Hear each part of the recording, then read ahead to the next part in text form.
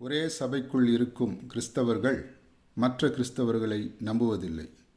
ஒரே ஸ்தாபனத்திற்குள் இருக்கும் ஊழியர்கள் மற்ற ஊழியர்களை நம்புவதில்லை. உண்மையில் அதுதான் அவர்களின் வாழ்வியல்.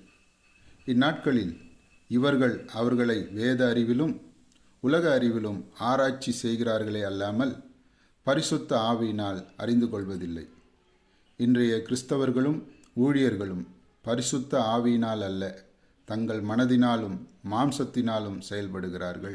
அதனால்தான் இன்றைய கிறிஸ்தவத்தில் நீலி கண்ணீர் வடிப்பவனும், முகமூடி போட்டுக்கொண்டு நடிப்பவனும், பாசாங்கு செய்பவனும், ஜபத்தை வியாபாரமாக செய்கிறவனும், இயேசுவை கூறு போட்டு விற்கிறவனும், வேதத்தை வாக்குத்தத்த வியாபாரமாக மாற்றியவனும் பாப்புலராக, ஸ்டாராக, ஜாம்பவானாக, பணக்காரனாக இருக்கிறான்.